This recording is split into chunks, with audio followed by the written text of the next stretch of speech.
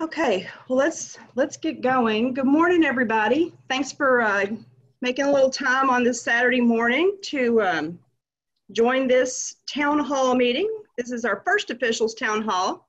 We'll see how this goes. If you have questions, we can either go in the middle of the presentation or you can throw them in the chat room. Joseph Phillips is going to kind of keep an eye on the chat for me. So that I don't miss anything, and I'm kind of watching multiple things here. So hope you've all been doing fine. I hope you've all been surviving this crazy virus and the storm, and your kids and your families. This has been a crazy 2020. And I think that all of us agree that this was not what we wanted to have happen this year. We didn't see it coming. So where are we?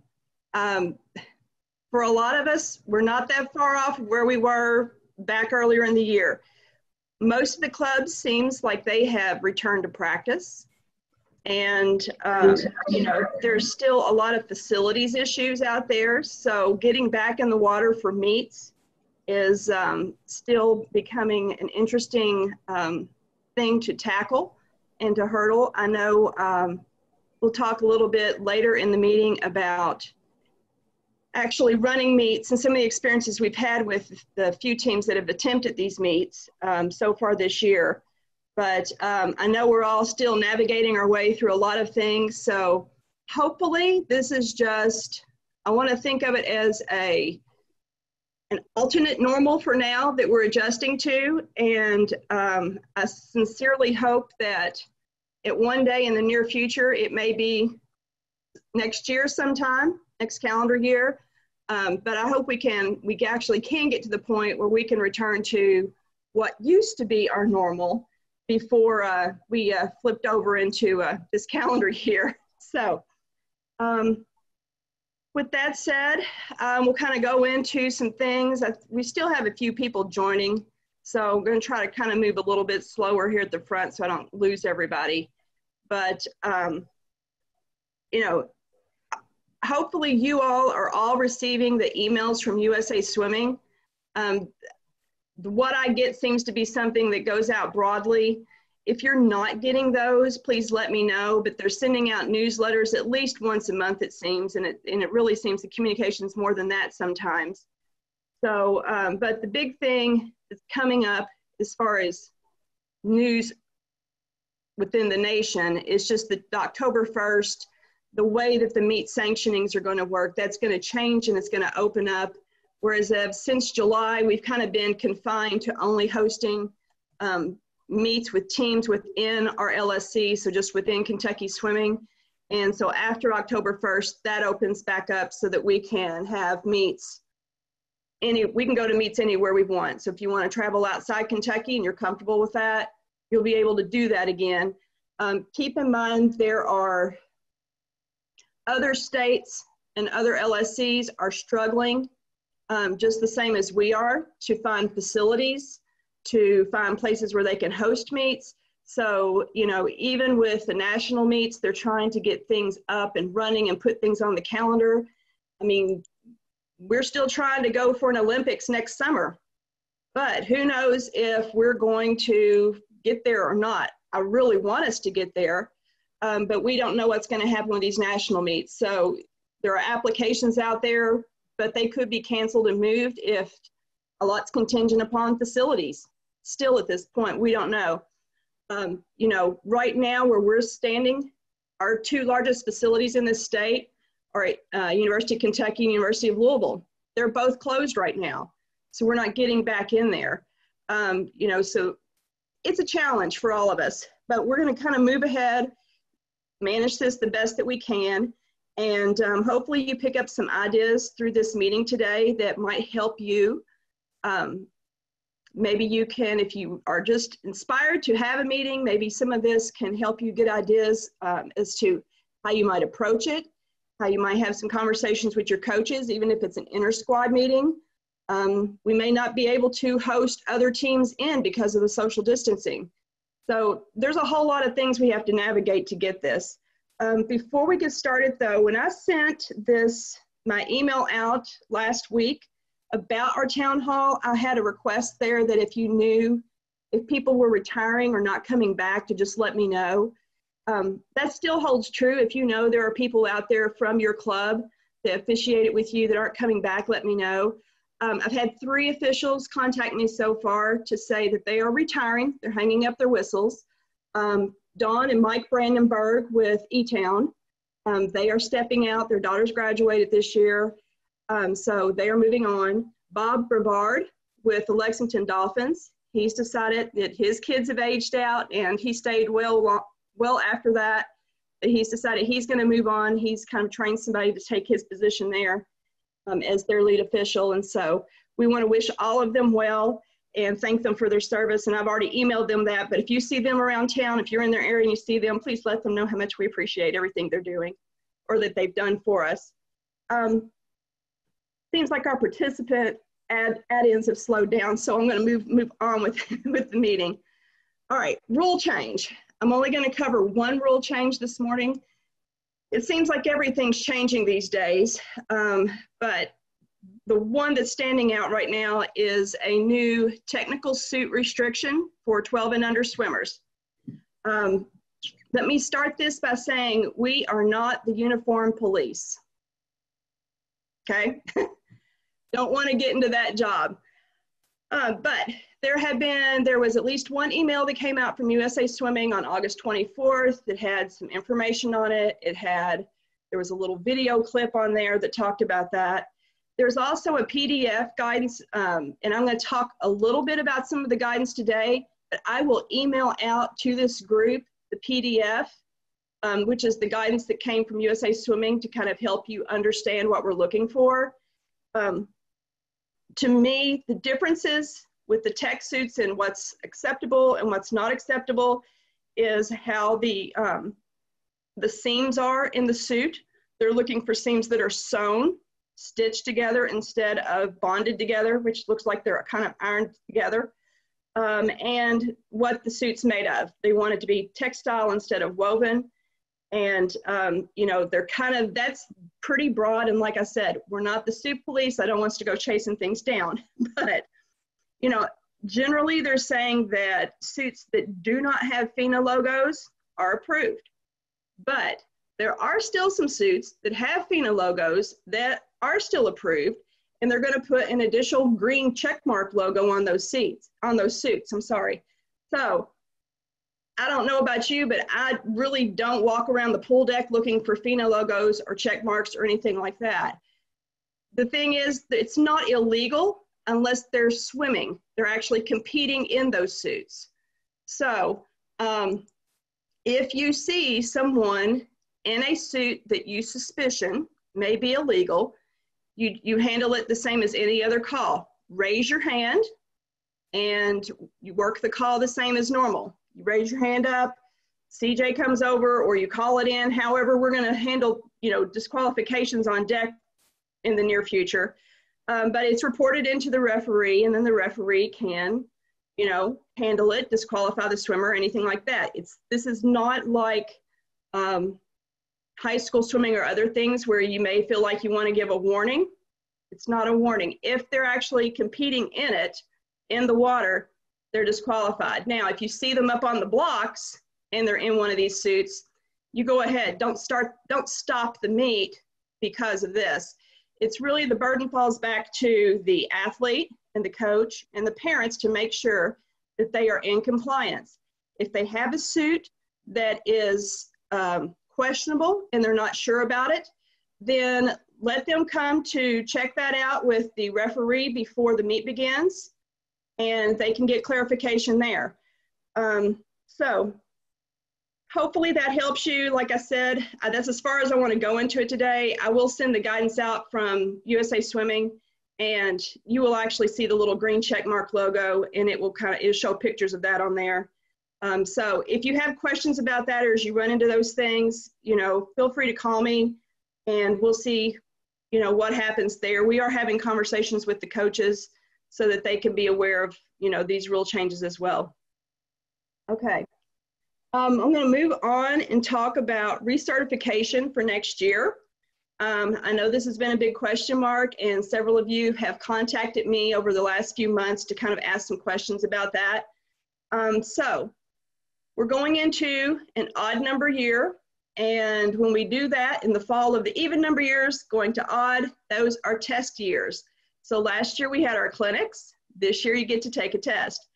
So you'll go back out to USA Swimming's website, take your recertification test. You want to make sure that you are taking that for the highest level of certification.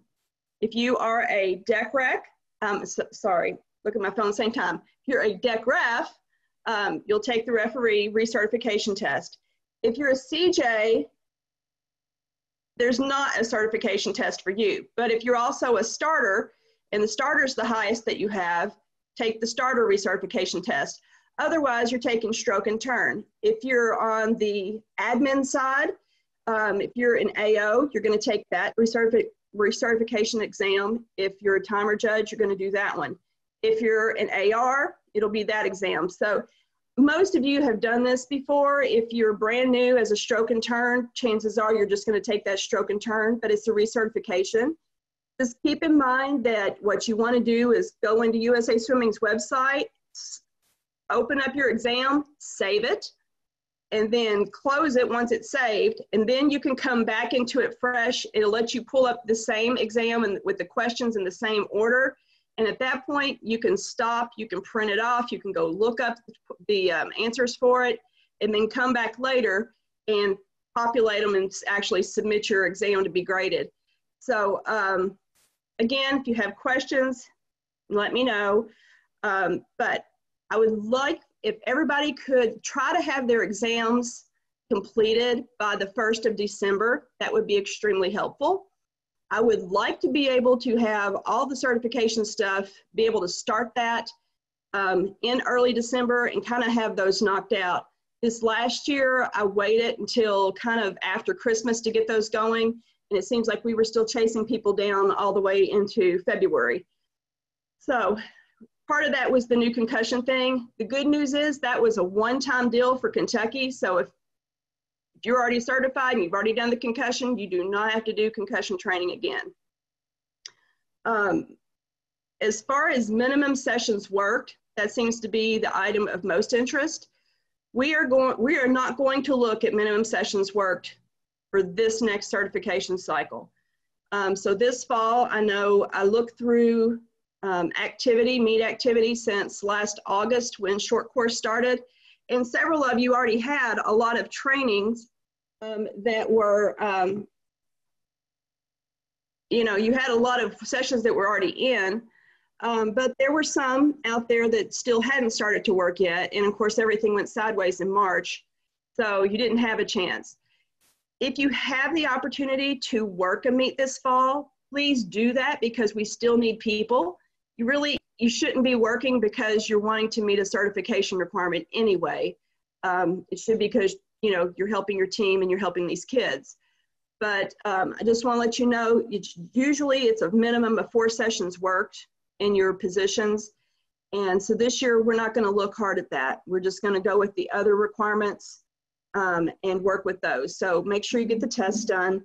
The other piece of it is you'll need to complete your Kentucky Swimming non-athlete member registration forms. If you are with a club that has a lead official, then please make touch with them to see how they want to handle that. If it's one of those situations where maybe the team covers the fees in the past. If not, and you already pay your own fees, then you already know the drill. And you can go ahead and get that going at any time. The form is on Kentucky Swimming's website, so you can get that started at any point. Background checks need to be current. Please go ahead and get that done. At one point earlier this year, it was taking up to 6 weeks for background checks to actually come through. And then at other points, it's only taken a couple of days. So it kind of depends, you know, those are sent off, they're done up in probably, I think, New York. And so it depends on what the virus is up there as far as, you know, if the businesses that are doing those are open and they're able to do those, what their capacities are. So if your background check is coming up, please go to DeckPass. Some people are sitting out there right now with expired background checks because we haven't had meets and it's just escaped your attention. So if you would double check that, go ahead and get that taken care of. Athlete protection training is the same thing. That will need to be renewed. So go to USA Swimming's website, check your DeckPass, check for your dates. All right. Now, that's all I'm going to say with recertification. Joseph, do we have any questions coming in? Hey, sorry. Yeah, if one question that came through, or if they have, if you've taken your starter test recently, do you need to go and take your stroke and turn test as well? Okay, thanks. So with that, you do not have to do that. You only take the one test for your highest level of certification. So if you've just started working on your starter apprenticeship, we're going to let that starter test count for your highest level. How's that? I'll be nice. Okay. So Becky, what would be the cutoff for when they've taken that test till when we'll count it? Is it anytime this year moving forward, or is it starting in the summer?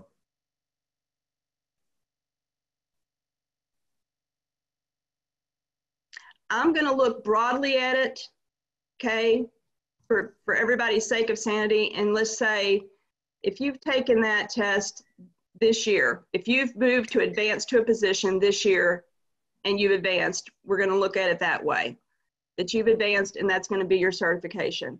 If you haven't advanced, then you want to take the recert for your highest level, okay? Hopefully that didn't make everybody question things. But you can hit the chat or you can email me afterwards if you wanted to get into specifics about questions.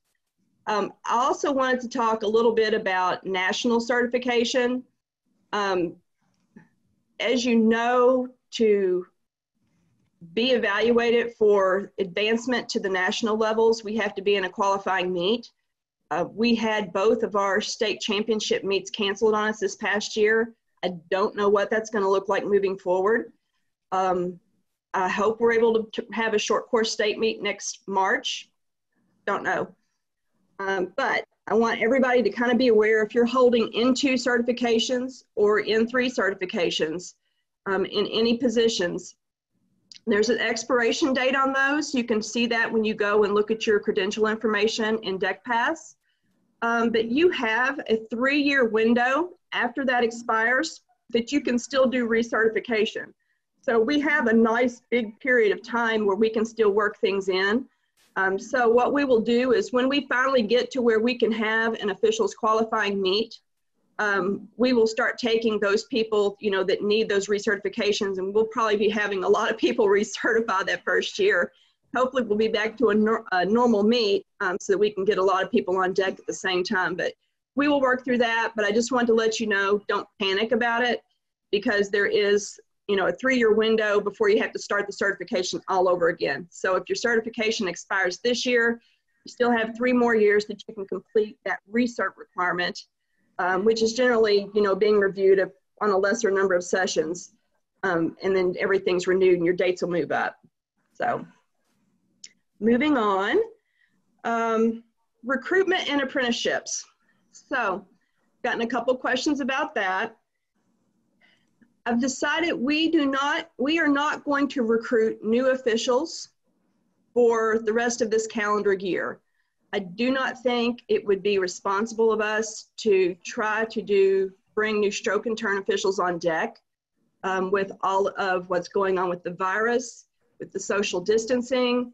And you know, when you bring people on as stroke and turns, there's no way you can do that and show people what things are like and communicate that adequately when you're 6 foot apart. So we are going to just have a rule. We're not going to do stroke and turn apprenticing through the rest of this calendar year. Now, once we get into December, if things have opened back up and we're running more of what we consider our normal, we may revisit this and we may open that back up. But for right now, we're not doing stroke and turns.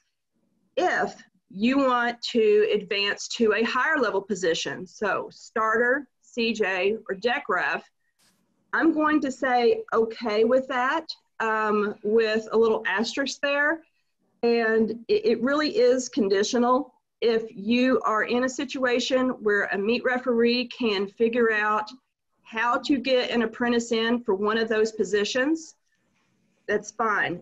We are not in a situation where we are going to be able to just show up for a meet and say, I'm trying to apprentice and can you give me this session? It's going to be more locked down. It's going to be more limited as we move forward these next few months with the virus. So this is all flexibility. And again, if a meet referee thinks that they can actually work people in at certain positions to for mentors and apprentices to be together, and again, that's kind of hard with social distancing, so you kind of have an interesting dilemma to figure out there. But we're going to allow that to begin. I would ask that everything be planned in advance, and that we limit one apprentice per to each position per session. So if we have people that want to apprentice, say, as deck referee, we shouldn't have two deck referee apprentices on deck for the exact same session. I don't want people crowding up like we normally do. I'd still like for us to be able to keep apart as best that we can. So let's just try to have one mentor apprentice together per position, per session, if and only if.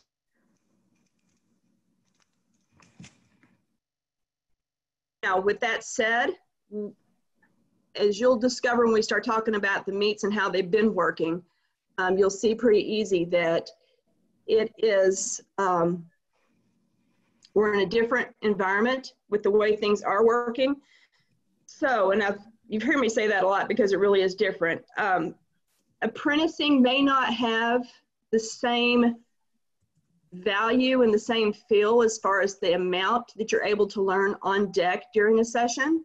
It really kind of depends on how the meet's set up and how things are going to run. So what I am recommending, and for most of those positions you're going to work, 4 or 5 or 6 different sessions to get all the on deck pieces completed. But I don't want all of that done just back to back to back.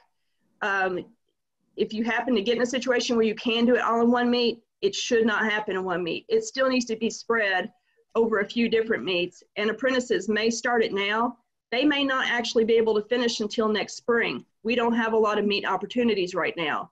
So just keep that in mind if you're one that wants to go ahead and move up. I'm not trying to discourage anyone. We need people to move up, but I am not really kind of pounding the pavement to say move up, move up, move up right now like I normally would, just because we're not in a situation where we can easily do that. Clinics. If you want to do a clinic, if you are a certified deck referee or a meet ref, and you are interested in conducting a clinic for a chief judge, starter, or deck ref, because you have people that want to move up, contact me. I would like to know about that in advance to discuss that. If you're planning to have an in-person clinic, it has to be in an area where you can observe social distancing and do the masking. If you are a Zoom expert and you want to do it virtually, I am perfectly fine with that. But contact me in advance and let's talk about the logistics and how that's going to work, just from my understanding. But especially if it's going to be virtually or if it's something we want to put on the LSC website, then we want to have that done in advance. We did a great job last fall. We had a ton of clinics last fall for everybody. We had them all scheduled and we were able to put them on the website, and that worked really great. So I'm not saying stop on any of this, except for stroke and turn. That's a no-go right now. But for the other positions to advance beyond stroke and turn, I'm saying try it. If you can make it work, just keep me in the conversation so that I can be aware of what's going on. Now, that's the gist of what I wanted to talk about before we get into what meets actually look like and how some things are actually working when we do meets. So let me pause for a second and turn to Joseph and see what we've got in the chat room. Yeah, just one thing. There was a question on stroke and turn. Could we go ahead and do clinics and get them signed up as and go through all of the paperwork process and their tests and everything, and then wait to do the sessions that they need for apprenticeship? There's been a question on that.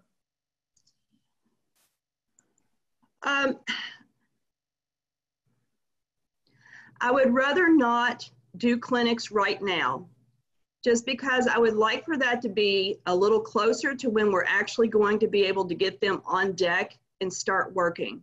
I think there's a little more value to it if we're able to kind of keep the clinic education closer to them actually being on deck. By the same token, if you have people that you're getting on deck for CJ, starter, or deck ref, you might be able to go do a session or two on deck, but they need to have a clinic very early on in their deck work so that they are seeing that at the beginning of it. And generally, if we were in a perfect world, we would do the clinics first and then we'd send them out on deck to start their sessions on deck. I know that's doesn't always work that way, and we're flexible with that. But for right now, let's hold off a little bit more on doing clinics for stroke and turn. As if we start to see things open up, I will certainly let you all know, and we'll turn that back. You know, I'll give you the go ahead on that, you know, really quickly. But I think especially for, you know, October and November, I honestly do not foresee a change in our circumstances with the virus. So let's just hold off on all of the stroke and turn clinics for right now. What about stroke and turns that have started but haven't completed their sessions? Are we going to need to hold off until we get further down the road for them to finish out their sessions they need? Okay, so thank you for bringing that up. If you have somebody that's already in progress, I don't want them to just stop making progress. So if you can figure out how to finish them out, I'll let that slide. But I don't want brand new people starting. I don't want new recruits coming in. If you already have people that are halfway through, let's see if we can finish them. There have actually been some people this summer that had things finished and were just holding on to their paperwork and hadn't turned it in. So I've had a couple of people actually become certified over the last few months just because they finished up. Maybe they had all their deck work done, they needed a test, or maybe they just needed the clinic. If it's that kind of situation, see what you can do to get. But if it's brand new recruiting, that's really where I want it clamped down and having nothing going on, okay? Trying to be flexible, at the same time I'm trying to keep us safe. So I hope you all recognize that and kind of grab that general concept there. And, you know, we'll work with it the best we can, but contact me if you have questions on any of that. And we'll just keep working on it. This whole thing, since it started back in spring, it has just been, you know, the best we can do to navigate the issues as they arise. And it's like this with officiating, just like it is with anything else. So we'll work on it.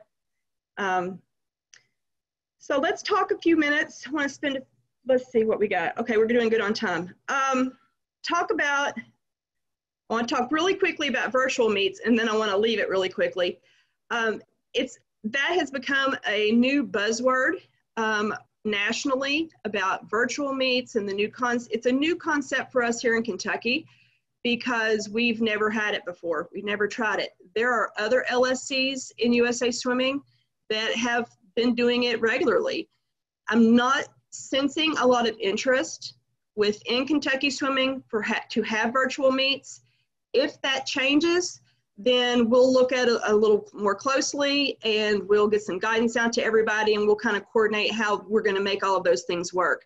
But for right now, until we see interest in it, I'm not going to worry about it too much, and we're not going to push guidance out because I don't want to push any buttons. I think we have enough to work on right now, just getting back to having kids in water without having to worry about trying to do a virtual meet. We have had, so you all can be aware, we've had 3 different meets recently. We had one at the end of August that I was able to participate in Louisville at Blairwood. We had 2 just last weekend. I know John Wilson had one down in Murray. And Brian Johnson was the referee for a meet that KYA had in Versailles. So, and luckily those two guys are on the line with us today, so I'm gonna let them share their experiences. But before we get into that,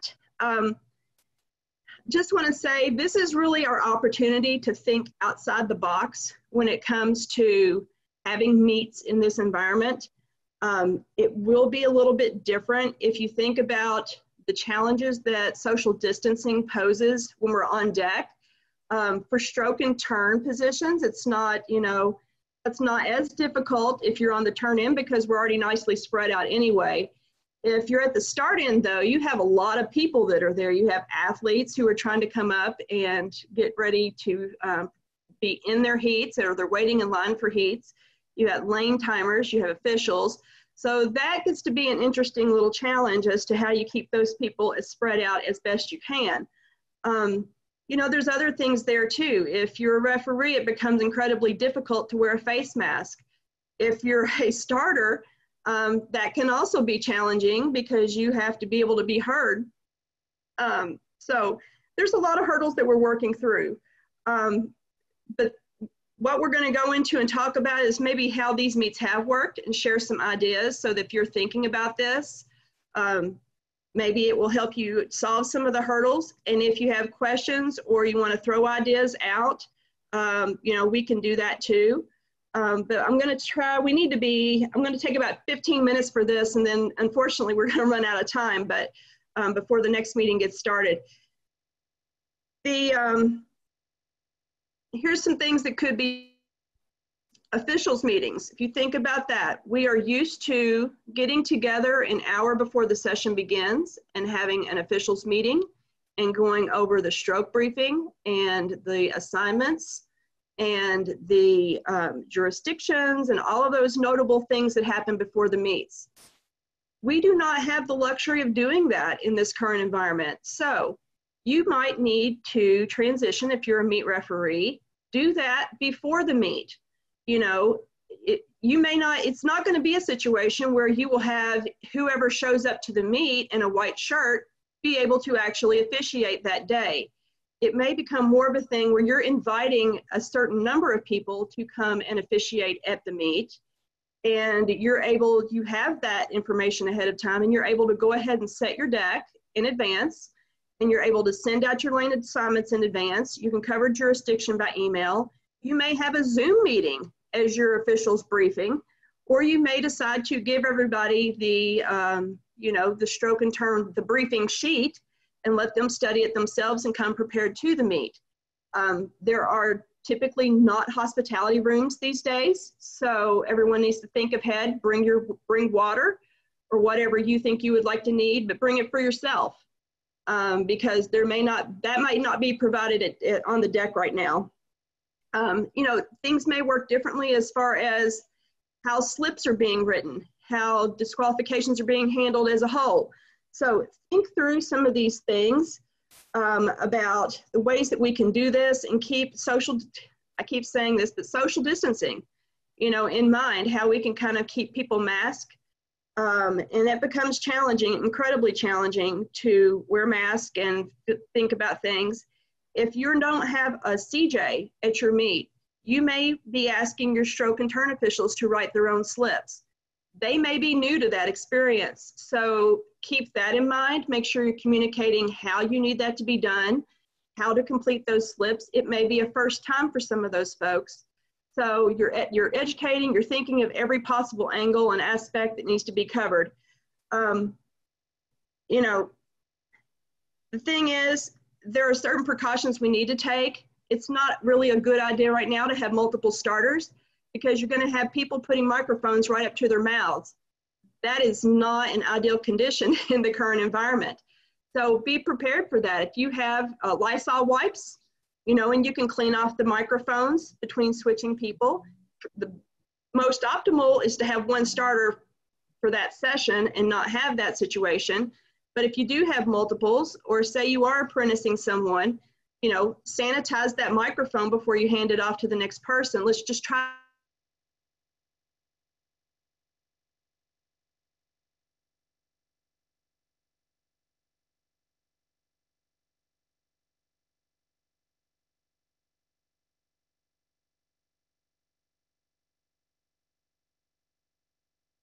When they got finished, they could speak through the gloves and pick it up. But when they got finished, they just took their glove off and put a new one on to keep the microphone safe. Again, these are just ideas. You'll think of your own ideas, I'm sure.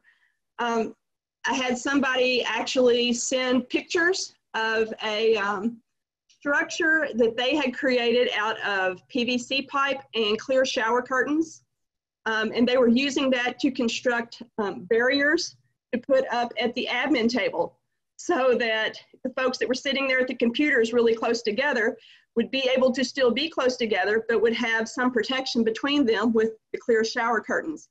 So again, we may have, you know, some duct tape magicians that can engineer those things out there. And if you want to do that, then go for it. Like I said, be creative, but if you have a great idea and it works really great, then please share it. You can send it to me. We can share it with everybody. We can see what works best for us so we can keep moving forward with all of this. So I want to get into the specifics. I'll tell you first about the meet that we had in Louisville. That was at the end of August, and as I mentioned, it was in Blairwood. The format of this meet that we had was, it was 2 sessions, all on the same day. We had older kids, 13 and overs first, and then we had the 12 and unders in the afternoon. We had a total of 5 officials for the entire day. We had 4 for our morning session, and so we did it a lot like a high school meet. The starter and the referee kind of did double duty and would wrap around and be stroke and turns while the swimmers were in the water. And then we had the other 2 down at the turn end, taking calls there. With the afternoon session, we had the 1 extra person that came on. So that left us a flexible person that could be a CJ or whatever else was needed on deck. And so, but that became an important thing because we had the younger swimmers in the afternoon. So the extra hands and became useful because what we found was it was a great idea for us to have the older kids in the morning because it gave us time to work through some of the kinks. And, you know, with them being older, they take instruction better. And so we could, you know, fix things a little bit easier. They understood how to wait for their heats. And this was an outdoor pool, which worked well because we had plenty of space to send people. And we had all that filled up. Had it been indoor, it would have been more challenging because we would not have had that luxury. But we had some markers around the outside of the pool where we could push all the swimmers back behind a certain line to wait for their heats.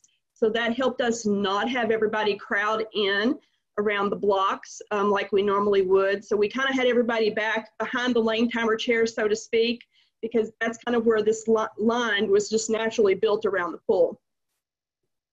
So look for those things in your pool setup. If there's stuff like that that you can use to your advantage, do that. We fortunately had an automated timing system, so we only had to have 1 lane timer per lane. That was good. That cut down on extra bodies as well. I had created a DQ log instead of using individual DQ slips for this meet, and I'm glad to share that with anyone who'd like to have it. But what we did is we gave each person a DQ log, and each of the officials wrote their own disqualifications down and logged them, and then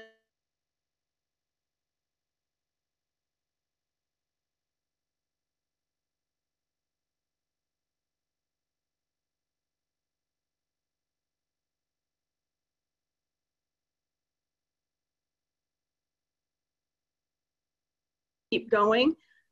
It created a little delay with the table receiving the calls as quickly. But so it's something, we tried something new to see if it worked.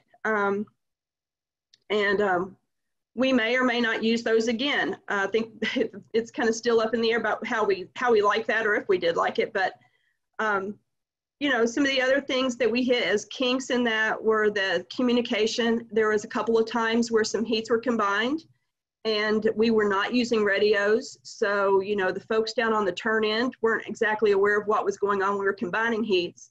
And as you know, sometimes that can create confusion because that makes your heat sheet wrong, because you don't know who went where when you're standing at the opposite side of the pool.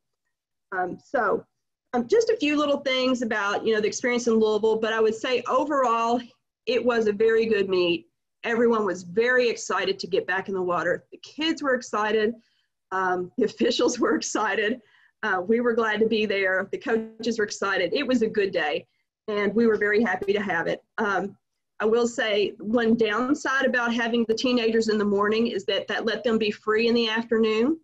And we had parents as lane timers, so we did not have the kids working in the afternoon. That's typically what happens with when they switch out.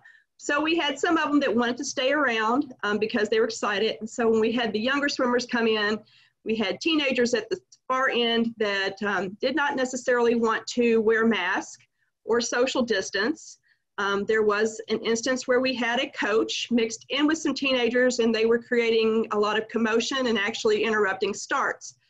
So those kinds of things will happen too. But again, it was a great meet. I would go do it again in a heartbeat because we were just so excited to be able to do that again and make that opportunity available for the kids. So with that, I want to turn to John Wilson. I see you on, John, there in Murray. And if you would just tell us a little bit about how your meet was set up and how things ran for you last weekend. Sure, I'd be happy to. We had a small meet. It was an inter-squad meet. We had probably 40 to 45 swimmers. So we did it in two sessions. It was indoor. So there were some challenges with it being indoor. With every decision we made, we tried to limit the number of people on deck and limit as much personal contact as possible. So those were kind of the two, routing principles as we went through this. So, going through that on the officials, we did use the DQ log you sent. It worked well. It did delay the table a little bit in terms of finalizing events, but overall, that did work very well, and it just limited the contact. And then I would go around and collect those after essentially after every stroke. And then I would turn those in. So they were a little bit delayed in resulting everything, but it did limit that a great deal and allowed us to limit, the number of officials, that we had on deck because we did not have a CJ either. We did have one timer, per lane. So we did the exact same thing. We were able to relocate our automated timing system from where we have meets to our practice pool and did do that. One thing we did do, we didn't actually have each lane have their own, timer sheets. We had a couple of extra head timers, and so they each wrote down 3 lanes, each. So, they would go after, the event and write down the times for each of the 3 lanes. Because it's a lot to ask one timer to have a button, a watch, and a clipboard. You only have 2 hands. So, that did work well. Again, it was a little slower, but that really wasn't an issue because, we weren't doing flyovers, obviously, We had very little room behind the blocks, so only the heat swimming was behind the block. Then we staged one around about midway down the pool on the side, and then everybody else was outside. We were fortunate that we had about 3 outside entrances, so essentially everybody stayed outside for the most part. We had at most maybe 30, 35 people inside at a given time, and then essentially they socially distanced tailgating, for lack of a better word, outside in the parking lot and around the building. So again, that worked pretty well, keeping the kids. Again, it was just slower, but that's okay. Again, it was a small meet. Trying to run a large meet in this way would be very difficult. It would be very slow and take a long time, to do that. But for our meet and just to get our kids in the water, again, it made a lot of sense. We did all of our combining beforehand as much as we possibly could. So the night before, I worked with the computer folks. So we kind of combined everything as much as we possibly could. I think the day of, we maybe had to combine 1 or something like that. But we tried to do that beforehand because, number one, it's just easier for the computer table when you don't hop over on the fly and say, I'm getting ready to start a event. And by the way, I need you to do all this and do it now. So they were happier for us to, do that. Before the meet as well. So again, everybody on deck had a mask on. I was having a little trouble blowing the whistle through a mask. So I actually had a large, essentially face shield that went from here down to about right here. and covered everything around here. I work in a hospital, so I have access to that type of stuff. So I was able to get a large face shield, which was important too, because at the end of the meet, if you looked inside of the face shield, you could see where my whistle blew and where I had a little bit of spit, I guess, for lack of a better word, on there. So, but obviously myself and the starter were on opposite sides of the pool. So we did separate on opposite sides of the pool. She was over by the timing table. And other than that, honestly, it went relatively smooth. I think we had to have one conversation with an individual who didn't want to wear a mask, because we weren't going to let you in the pool inside if you did not have a mask on.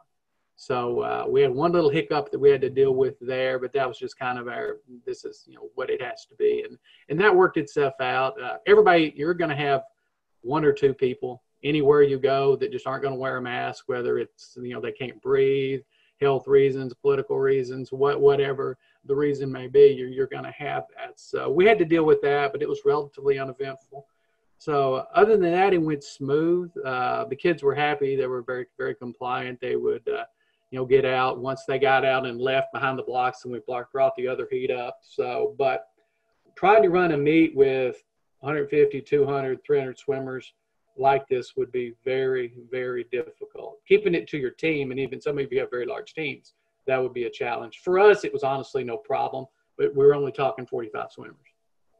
Yeah. All right. Thank you, John. That was good. So I think, again, having the ability to control your crowd by sending some of them outside became the thing that helped us. So that will be an extra hurdle we'll have as the weather starts to get colder, and we won't be able to send all these kids outside. Brian Johnson, I saw you on earlier. You've escaped from my screen. If you are still with us, would you mind taking a few minutes to tell us about your meet? I know you were at Versailles last weekend, and you actually spread yours out over 2 different mornings. We did. It's a whole lot different because there's a lot of advanced work that you have to do. We actually put together a COVID plan that was about 4 pages long that choreographs the whole thing, from parents to swimmers to coaches to officials, where you're supposed to be at what point in the meet. So a lot of advanced prep work for that. We did not have spectators. It was at Falling Springs, which we're not used to Falling Springs, but it worked out okay. The thought there was, frankly, we just needed more room for the kids. We had 40 to 45 in each session, one Saturday, one Sunday. We kind of mixed up the age groups to make sure the numbers worked out okay.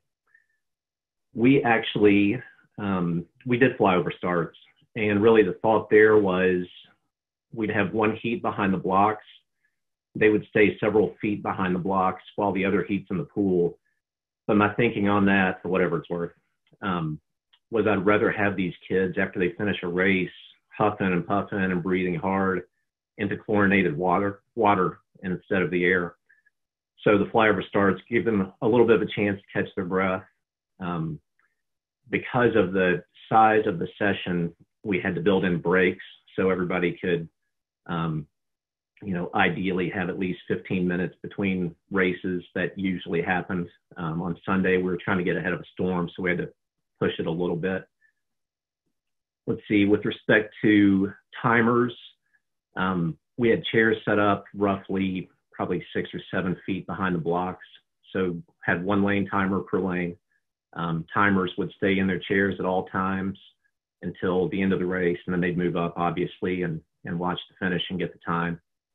Everybody was wearing masks. We had officials in masks, timers. Didn't really have meet workers because we were trying to keep the numbers down in there. So we did have everybody masked up pretty well. With respect to our COVID plan, and I can send this around if anybody wants it, but part of that included doing a Zoom call with all of our parents on the Thursday before the meet. And the idea there was a couple things, I guess. I mean, one, it's just such a different type of situation, not having parents in there. We wanted them to know what was going to be happening. And number 2, we really wanted to emphasize the importance of sticking with the COVID plan and making sure that everything was really buttoned up and by the books. Last thing we need is some health department inspection and we're doing something wrong. So we wanted to be sure everything was right. I think one of the things, you guys have covered a lot of the officiating things, so I'm going to kind of get into a meet director, more of a meet director type issue. We live streamed our meet, and we wanted the parents, you know, parents are starving for swim meets just like these kids are. We wanted the parents to be able to see it. So we used an app called Switcher Studios that actually allows you to switch between up to 9 different iPads or iPhones. And we live streamed the whole thing through an iPad. Because we were building in breaks just for some parent and swimmer entertainment, we were doing swimmer interviews between the breaks. So just trying to make it a little bit more fun for everybody. You know, it's obviously quiet inside there because you don't have screaming parents. So we were pumping in some crowd noise, cranking up the music. On Sunday, we were calling the races, trying to channel our inner rowdy games a little bit. And I think everybody enjoyed that. As for the officials, we had 2 stroke and turns on each end. We had a starter and a deck ref. We did not go with CJs. We put all of our stroke and turn officials on a radio. So they would radio their calls directly into the deck ref. And then the deck ref would process that and convey it to the AO. We had initially thought, and this is probably going way overboard, but it was kind of abstract thinking on my part. We had thought about having the deck ref basically take a picture of the DQ slip or the heat sheet, however it was being marked, and just send a photo to the AO. And that way you're trying to move to a paperless type of swim meet. It's really too much work, I think, to avoid what probably is honestly really minimal risk. So we moved away from that. We conducted our officials meeting primarily by way of a memo that I put together and sent out a couple nights ahead of time. So that included everyone's lane assignments. We included the timers on that so they knew which lane they had as they walked into the building that day. We did temperature checks at the door, of course, those sorts of things. We did have a very, very brief officials meeting and a timers meeting. But that was, I think the longest one of those lasted about 3 minutes. And it was really just to answer questions that people may have. We actually were able to get in 2 deck ref apprentice sessions with 2 pretty experienced starters. They did great. They got a chance to blow some whistles. I don't think they got a chance to process any DQs, but that will certainly come. But, you know, it worked out great. We learned a lot. I think I spent probably about 500% more time than normal trying to get the meet set up, just because, you know, we're trying to take care of all the COVID related issues. But once we got there, it worked out great. Got some great help from Terry Tonjes, of course. She's always there for us, so we appreciated that. But it was good. You know, the kids were thrilled. You know, it's just good to see the looks on their faces, being able to get back in the pool and race a little bit. So it was a good meet. All right. Well, thanks, Brian. We appreciate that.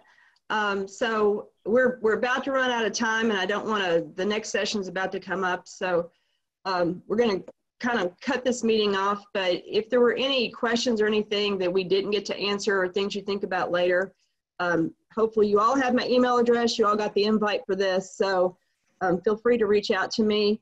And so you can be aware, today is also our House of Delegates meeting. We have several different meetings scheduled throughout the day. So here in a few minutes, we're actually going to have a presentation on para-swimming. So kind of being more inclusive of swimmers with disabilities within Kentucky swimming. And so this is why we're having to kind of cut our meeting off right now at our 55-minute mark so that we can do that. But we will have the actual House of Delegates meeting at 1. All of this is a virtual conference.